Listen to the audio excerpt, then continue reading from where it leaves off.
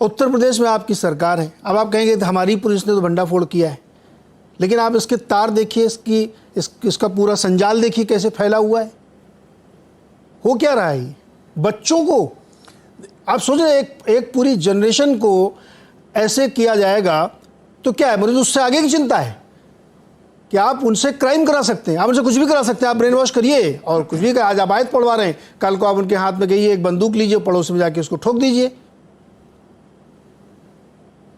राकेश जी, लेकिन नीरज जी, इस पूरे मामले में जो गिरफ्तार किए गए हैं, ये मोहम्मद अब्दुल रहमान नन्नी हो या ये शहनवाज बद्दो हो, हाँ। वास्तविकता में तो ये सब प्यादे हैं, और ये सब प्यादे भारत की सीमा के बाहर के मुल्कों से नियंत्रित होते हैं। लेकिन इन सबके पीछे भी विचार है, और वो विचार जो दारुल इस्लाम, दारुल हरब को दारुल इस्लाम में कन्वर्ट करने के लिए पैदा होता है, जिसको मौलवी लगातार आगे बढ़ाने का काम करते हैं। और उसके कारण से इस विचार से लगातार लोगों को कैसे कन्वर्जन किया जाए, धर्मांतरित किया जाए। और यह केवल उत्तर प्रदेश की समस्या नहीं है, भारत की समस्या नहीं है, बल्कि वैश्विक स्तर पर दुनिया भर में इस तरह की समस्याओं से जूझ रहे हैं। और यह कन्वर्जन अलग अलग क्षेत्रों में कहीं इस्लाम कराने के लिए तत्पर है, तो कहीं क्रिश्चियनिटी इस प्रकार से हावी है। उसके तरीके भिन्न भिन्न होते हैं। लंबे समय तक दुनिया ने इस्लाम में तलवार की नोक पर इस्लाम को बढ़ते हुए देखा है, संघर्ष से बढ़ते हुए। और यह दारुल हरब का दारुल इस्लाम में कन्वर्ट किया जाना, यह ऐतिहासिक दस्तावेजी साक्ष्य है इसके, ये पुस्तकों में लिखा हुआ है। इसलिए हाजी खान साहब या रंगरेज साहब इसको मना नहीं कर सकते हैं, यह सच्चाई है और यह अभी भी बदस्तूर जारी है। उसी तरह से क्रिश्चियनिटी में भी सेवा को एक माध्यम बना करके कैसे धर्मांतरण के लिए तरह तरह के कुचक्र और षड्यंत्र रचे जाए, विशेष करके भारत के भीतर आदिवासी क्षेत्रों में, दलित बिरादरियों में, जहां वंचित हैं, जहां गरीब हैं, वहां पर इस प्रकार के षड्यंत्र रचे जाते हैं। और इसी बात को लेकर के देश में अलग अलग राज्यों की सरकारों ने भी अपनी कंसर्न जाहिर करते हुए 10 अलग अलग राज्यों ने इसको लेकर के कठोर कानून बनाए हैं। उत्तर प्रदेश में तो हालात बहुत खराब रहे हैं। योगी आदित्यनाथ सरकार आने के बाद काफी परिवर्तन हुआ है, क्योंकि लंबे समय तक डरा करके, धमका करके धर्मांतरण कराने का काम चल रहा था। और ये नीरज जी, वास्तविकता में बहुत आश्चर्य का विषय है। पूरी दुनिया भर में इकलौता मुल्क भारत ऐसा है जहां भारत में बहुसंख्यक आबादी का धर्मांतरण अल्पसंख्यक आबादी कराती है, वरना दुनिया भर में उल्टा होता है। जो अल्पसंख्यक आबादी होती है वो मजबूर हो जाती है, बहुसंख्यक आबादी उसका धर्मांतरण कराती है। आप जाकर के देख लेंगे, आपको तमाम आज अरबिक कंट्रीज हो या यूरोपियन कंट्रीज हैं, आपको वहां तमाम जो अल्पसंख्यक बिरादरी है, भारत में ऐसा क्यों हो रहा है? खतरे में होते हैं, उसके लिए धर्मांतरण का खतरा होता है। भारत में ऐसा क्यों हो रहा है? भारत में शायद मुझे लगता है हिंदुओं की सहिष्णुता है। भारत के जो मूल हैं, भारत के जो हिंदू हैं, सनातनी हैं, इनकी सहिष्णुता है, उदारता है, और जो तर्क करने की लगातार प्रवृत्ति है ना, हर बात पर। आप देखेंगे आज इत्तेफाक से शायद इस पैनल में कोई ऐसा नहीं है, वरना कई अलग अलग चैनलों पर इस बात को लेकर डिस्कशन करते समय हिंदुओं के भीतर से कई लोग इस बात के पक्षधर हो जाएंगे कि अगर वो करना चाह रहे हैं तो करिए, अपने धर्म के लिए रोकिए, ये किसी को अच्छा नहीं लग रहा है, इसलिए खराबियां हैं, इसलिए लोग धर्मांतरित हो जाते हैं। तरह तरह के इसमें कुतर्क गढ़ने का प्रयास किया जाता है। सच्चाई यह है कि अपने मजहब को लेकर के, अपने धर्म को लेकर के एक धर्मांधता, एक कट्टरपन जो है वो हिंदुओं के भीतर नहीं है, और इसी वजह से हिंदुओं को सबसे सॉफ्ट टारगेट मान करके उनका धर्मांतरण कराने का प्रयास किया जाता है। मैं मानता हूं इस मामले में चाहे वो आध्यात्मिक धर्मगुरु हो, दोनों पक्षों से, तीनों पक्षों से, हर पक्ष के आध्यात्मिक धर्मगुरुओं को विशेष तौर पर यह ध्यान देना होगा कि आप जिस देश में रह रहे हैं उस देश के संविधान के मुताबिक चलिए। भारत का संविधान अनुच्छेद 25 से लेकर के 28 तक आपको अलग अलग प्रावधानों के तहत यह प्रावधानित करता है कि आप अपना मजहब, अपना धर्म, अपने प्रचार कर सकते हैं, अपने संस्थान चला सकते हैं, अपनी उपासना पद्धति का पालन कर सकते हैं। लेकिन किसी को भी इस बात की इजाजत नहीं है कि कोई किसी का मजहब किसी भी लोभ से, डर से, लालच से डरा करके या किसी तरह से लव जिहाद करके, या ये वीडियो गेम का जो नया अनोखा तरीका आया है इसके माध्यम से अगर ये कोई कोशिश करता है तो ये केवल समाज के लिए नहीं बल्कि देश की आंतरिक सुरक्षा के लिए भी बहुत खतरे का सवाल है।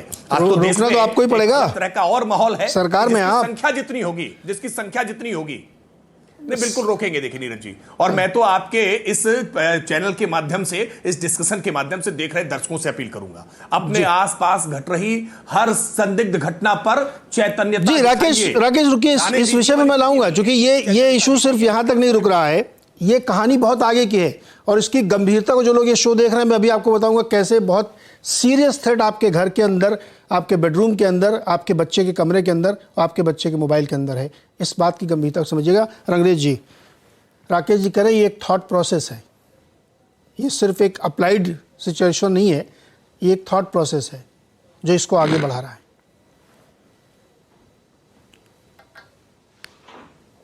मेहरुद्दीन जी आवाज आ रही है आपको? जी जी जी, मैं बताना चाह रहा सर, ये अभी जांच का विषय है, जांच होने दीजिए, पता लग जाएगा सर, दूध का दूध पानी का पानी हो जाएगा। इतना इंतजार करना चाहिए कि जब तक कोई चीज सामने ना आ जाए। और आरोप लगाना एक अलग बात है, साबित होना एक अलग बात है।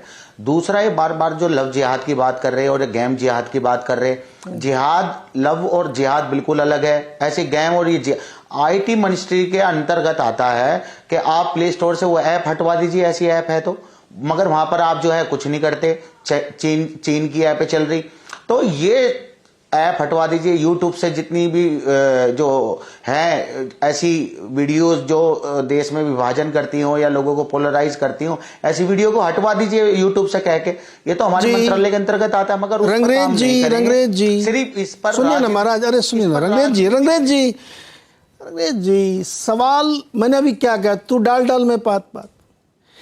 एक ऐप हटा देने से, ऐप पे बैन लगा देने से थोड़ी कुछ होगा।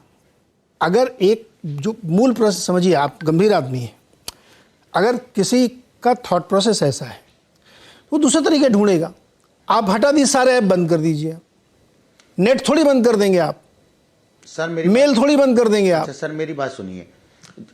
अच्छा सर, सुनिए हाँ, सर, ये जो मोहल्लों में दुकानें खुली पड़ी है हिंदू संगठनों की, कौन से धर्म परिवर्तन करवा रहे हैं खुलेआम, कौन करा रहा है? कहते हैं घर वापसी के लिए, जो मुस्लिमों को धर्मांतरण करा रहे हैं। अरे आपको पता नहीं है क्या? नहीं पता, बताइए, मैं भी पूछता हूँ राकेश जी से। पूरे खुलेआम कहते हैं। अरे बीजेपी के हिंदू नेता खुलेआम मन से कहते हैं कि आप हमारे धर्म में अपना आ जाइए। मुस्लिम लड़कियों से कहते हैं, अपील करते हैं कि आपको हलाले से मुक्ति मिलेगी, आपको जो है हलाले से मुक्ति मिलेगी, आपको जो ट्रिपल तलाक से मुक्ति मिलेगी, आपको पता नहीं और कितने सारे एजेंडे जो ऐसे हैं जो दिखाते और बताते हैं। और आप हमारे धर्म में आ जाइए, आपको बहुत सुख शांति मिलेगी, आपका और जो है आपको मॉडर्न तरीके से आप घर में भी रह सकते। तो ये धर्म परिवर्तन की बात तो क्या बाबा बागेश्वर क्या कह रहे थे, वो अपने मंच से क्या करवा रहे थे लोगों का? वो कौन सा जिहाद था जो महिलाओं का धर्मांतरण करा रहे थे, जिसे घर वापसी कहते हैं ये? तो ये सारी चीजें जब एक्शन होता है तो रिएक्शन भी होता है, उसमें लोग फिर दूसरे। राकेश जी जवाब दीजिए, एक्शन का रिएक्शन हो रहा है, इतनी बड़ी साजिश हो रही है और रंगरेज जी को लग रहा है कि एक्शन का रिएक्शन है ये। ऐसा काम होना तो इधर से भी रुक जाएगा ऑटोमेटिकली। हाँ, अरे एक मिनट, इसको अंडरलाइन करिए। इन्होंने आखिरी में कहा कि पहले आप ठीक करिए तब हम ठीक होंगे, वरना हम ये करते रहेंगे। रंगरेज जी याद रखिएगा, लोगों ने सुना है ये। अब बोलिए राकेश जी। देखिए, मुझे सच्चाई यही है नीरज जी कि मेहरुद्दीन रंगरेज जैसे लोग जानबूझकर के इस पूरे विषय का बहुत सामान्यीकरण करने का प्रयास करते हैं ना, ये उतना सामान्य है नहीं। मैंने इसलिए कहा ना कि दुनिया भर में इकलौता मुल्क भारत ऐसा है जहां अल्पसंख्यक बिरादरी और मेहरुद्दीन रंगरेज जैसे लोग ये बैठ करके इस बात का दावा कर रहे हैं कि हम करते रहेंगे। वो क्या काम कर रहे हैं? वो कैसे 10 लाख मुस्लिम लड़कियों का धर्म परिवर्तन करा दिया। अब रंगरेज, अब आप सुन लीजिए, उस पर तो चर्चा नहीं हो रही। ठीक है, आपने अपने सुन लिया, आप सुन लीजिए, करते ना हमारी मीडिया। आप सुन लीजिए, आपने सवाल उठा लिया, आप जवाब सुन लीजिए। एक फ्रेम आपने सवाल उठा लिया मेहरुद्दीन रंगरेज, आप जवाब सुन लीजिए। आप सुन लीजिए। अरे भाई मेहरुद्दीन रंगरेज, 5 पीढ़ी पहले तो आप भी अपने 5 पीढ़ी पुराने नाम ढूंढेंगे ना, तो 5 पीढ़ी 6 पीढ़ी 7 पीढ़ी पहले तो आप भी धर्मांतरित ही हुए हैं, आप भी धर्मांतरित हुए हैं। और जिसको इस बात का भान हो जाता है, जो इस बात का एहसास कर लेता है, अगर वो सुबह का भूला हुआ शाम को घर लौटना चाहता है तो लौट सकता है। लेकिन किसी को भी लोभ दे करके, लालच दे करके, डर दिखा करके, या गुड्डू पप्पू नाम बता करके सलीम और सोहराब अगर उसका धर्मांतरण करने का कोशिश करते हैं ना, तो ये चिंताजनक है। और मैं इसलिए कह रहा हूं, आप मेहरुद्दीन रंगरेज अलग अलग डिबेट में बैठ करके बार बार इस बात की पीड़ा व्यक्त करते हैं कि भारत में अल्पसंख्यकों के अधिकार सुरक्षित नहीं है, और यहां टीवी डिबेट में बैठ करके कह रहे हैं कि हम धर्मांतरण कराते रहेंगे। ये दुस्साहस है आपका। कहते हैं कि लव जिहाद जैसी कोई बात नहीं है, वो सच बोल रहे हैं, आप सच बोल रहे हैं?